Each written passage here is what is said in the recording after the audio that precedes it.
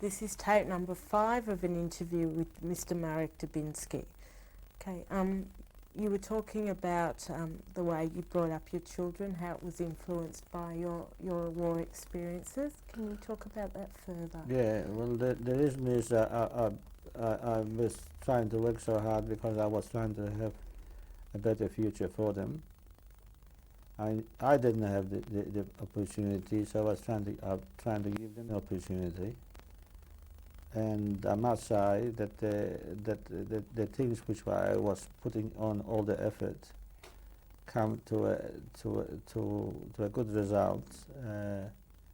Henry, which is the oldest son, he went in from high school to university, and from university he went further, and he's got a good profession. He's a very reputable person in Melbourne, and people know about him. He's well educated, been in the past. That's why he went further, and he got and the result is there. He's a professional man, a specialist, a gastro specialist. I hope that he'll be successful, and I'm very proud of him. Also, my daughter, she went further. She finished up art and crafts. She's a designer, very educated person, and I'm very proud to come to a stage which I got very good 2 children, which I'm very proud of, and the sacrifice which I've done really worked for me. Is there any message or lesson you'd like to pass on to your children and grandchildren about your experiences? I don't wish anybody to went through which I went through, and I hope that never again will be such a barbarism to people in the world that was from 1938 to 1945. Why do you think you survived? I survived for one reason. I was determined to go through myself. I had one thing that my mother, bless her, she done everything possible to get me out of Montelupi. That was number 1. Number 2, in 1943, I was shot twice. I was in a grave behind on a pleasure on a hill. It was a place where they used to shoot people. They used to open up to make big graves. People used to undress themselves, and they put machine guns and go through. I was lucky that I had the bullet went through my legs, on the bottom of my leg. It just passed by me, and I make myself that I'm dead, and I fall into the grave. When the SS and the Ukrainian SS, mostly the Ukrainian SS done the job, and the Russian SS. In the Ukrainian SS, they used to be in green uniform, and the Russian SS used to be in black uniform. When they left the scene, I went out, and another guy with 2 of us went out from the grave alive. On the second occasion, it was the same principle. I was shot, just the bullet passed my leg, and I made myself dead, jump into the grave.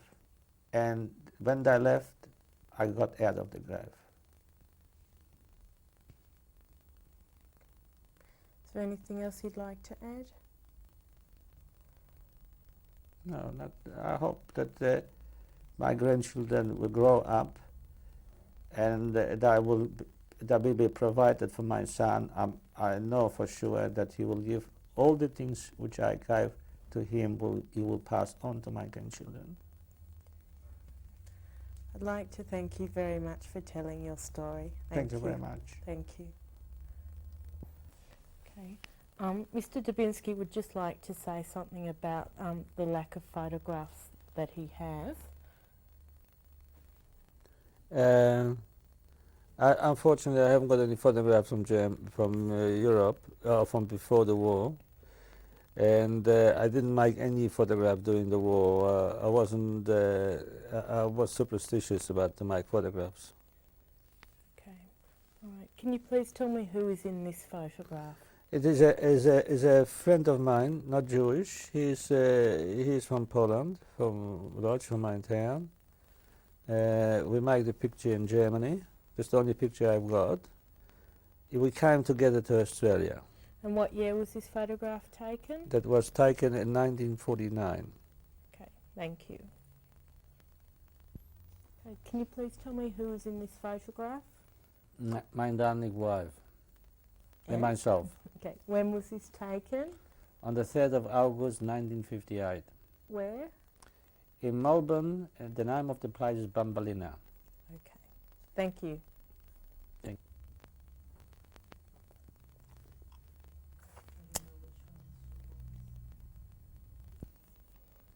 Can you please tell me who is in this photograph? It's my mother-in-law Beshurim, my father-in-law Beshurim,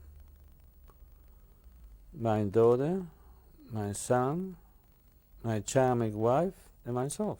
Okay, when was this taken? That was taken on the eve of the Henry's Bar Mitzvah. In approximately what year?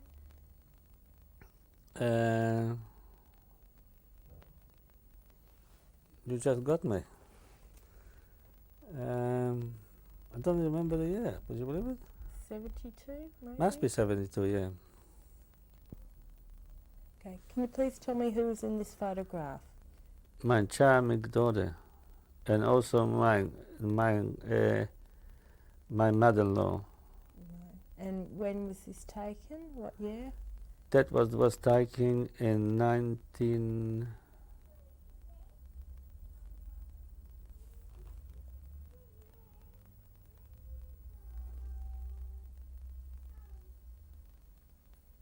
Approximately how many years ago, if you don't remember the exact date?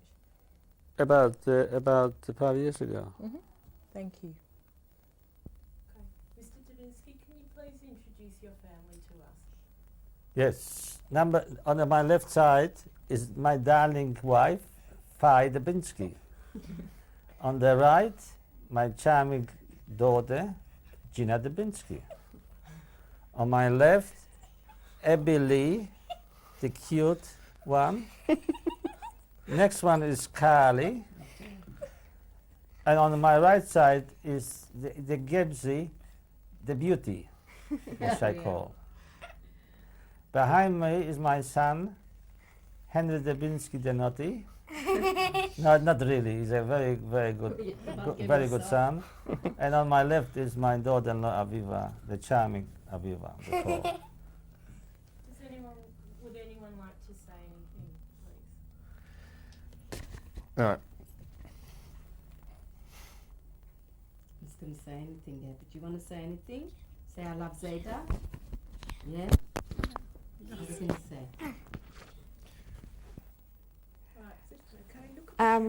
I'd just like to say that I think this is, I'm really proud of my dad for doing this. I think it's something that will bring back a lot of difficult memories, but I feel like it's very important for all of us to know, exactly what he went through and to carry us through the future. And I just want to say that I'm very proud of him for doing it. Thanks.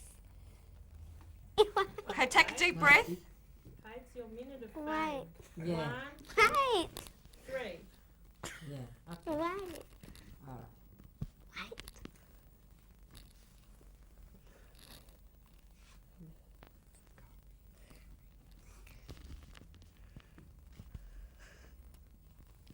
time.